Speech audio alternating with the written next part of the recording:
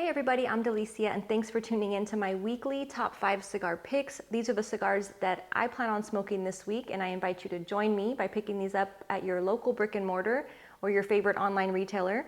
Starting with number 5, we have the Founder Family Reserve. This is the Habano. Really nice stick. This one is coming out of Nicaragua. It's made or blended by Eric Espinosa. It also is joined with a Connecticut and a Maduro version. Today I'm smoking the Habano.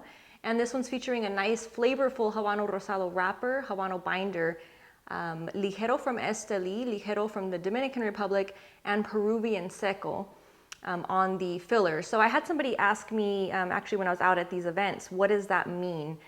Basically the Esteli Ligero, the Ligero from Dominican, and the Seco from Peruvian, that basically just is referring to the region and then the part, like the placement of the tobacco on the actual plant. So Ligero being pretty close to the very top. There is one other type of leaf that's at the very, very top, but Ligero is pretty much on the very top and spends the most time on the plant. So it's a little bit stronger, thicker leaf. And then you have the visos and the secos, and you have, the very bottom that doesn't usually get used. But basically it's referring to the placement of the leaf on the plant. So if you see that, some people disclose that information in their blend. Other people just tell you the country. Some people go into the detail, it just depends. So again, trying to answer more of those questions as they come up, because I have seen a few other people that have addressed that as well. So be sure to post your questions, because I do read them and I do try and address them as they come up in the videos. But again, coming back to the cigar, really flavorful. You get a little bit of the blood orange citrus in it. You pick up green and black pepper. This is a really good pairing for a nice whiskey. So definitely want to keep this on your lineup. Moving along to number 4, we have the Nestor Miranda Special Selection. And this one is the fun size. This is the coffee break size, which I noticed this year at the trade show. It was kind of, it seemed to be a trend to see a lot of people making these smaller, shorter, quicker smokes, if you will. So really intended for somebody that either, has the cold weather as an issue where you don't necessarily want to spend as much time outside in those winter months, or maybe you just have a quick break, coffee break, for example, or just not a lot of time, in that particular moment to sit down and smoke an hour and a half long, Churchill or whatever. So these smaller vitolas are really nice. They're very handy and they seem to be very popular. I enjoy them as well. I actually smoke a lot of the smaller vitolas quite a bit. So this one coming out of the Nestor Miranda collection, very, very nice, flavorful cigar. So this one has a beautiful Nicaraguan Habano wrapper, a Nicaraguan Criollo 98 on the binder, and then Nicaraguan from Condega, Jalapa, and Esteli on the filler. So you get the white peppers, the coffee, you get a little bit of raisin, a little bit of chocolate as well, hint of cedar in there too. Really nice.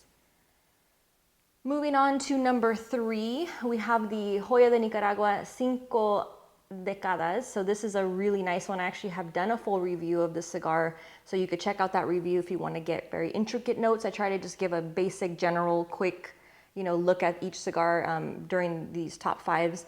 But this one is beautiful. This was in celebration of their 50th anniversary as a company. They are the oldest factory in Nicaragua, and so they have quite the tradition, quite the history, and make some fantastic cigars. So this one is featuring, it's actually, from what I can gather, the blend is still undisclosed. I did see another thing on it that was saying it was all Nicaraguan tobacco. So I'm not sure. I'm not going to say it's all Nicaraguan. I would imagine it's predominantly Nicaraguan tobacco, but again, I don't know, like kind of has a little bit of the sweetness. So could be some different regions coming into play, but again, it's not, as far as I can tell from what I've seen, it's still undisclosed as far as the overall blend. Correct me if I'm wrong, if you've read somewhere else where they've gone into the blend details, but I haven't seen that so far.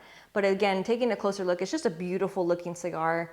Has a lot of nice flavors. It is using the vintage leaves, so you get a lot of the aging notes in there. You do pick up the coffees, you pick up a nice leather. It's a little bit of a spicy cinnamon, graham cracker, chocolate. You get those really nice, rich notes in this one. So very, very nice. Moving on to number 2. We have the Southern Draw Desert Rose. So this is a follow-up to the Rose of Sharon.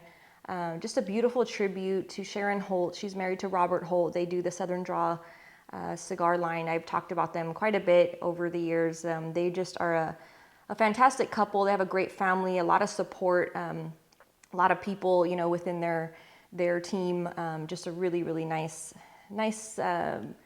company. You know, it's a great to see people like that are doing well. So this was released this year at the IPCPR trade show. The Desert Rose, again, a follow-up, tended to be like a little bit more oomph in the cigar from the first release, which was the Rose of Sharon, but this one is still in tribute to Sharon Holt. So again, the flavors on this one, you still pick up the cedar, and you pick up, you know, a little bit of the spice and the cream, but you definitely pick up more spice, in my opinion. And again, a little bit more oomph to this cigar. Overall, it is featuring an Ecuadorian cloud-grown wrapper from Condega, that's in Nicaragua.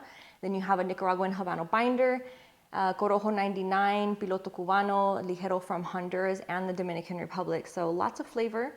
These are made at AJ's factory, and this one is a beautiful torpedo box press. So just a really nice cigar.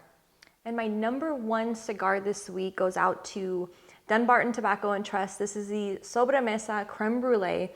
Phenomenal stick. Oh my goodness. I'm totally in love with this. If you are a Connecticut fan, or if you're a fan of anything sweet and creamy and just delicious, I can't wait to smoke this with a nice cup of coffee. It's gonna go phenomenally. I'm excited about that, but such a good stick. So this one has a top graded Ecuadorian Connecticut wrapper, and it's on top of a Mexican San Andres binder and then Nicaraguan fillers. Again, don't know the specifics to regions and which part of the plant and all of those things just yet, but it's a great stick. It's being made at the Joya de Nicaragua factory, and it has about a $13, $14 price point, but I can tell you that it's well worth it.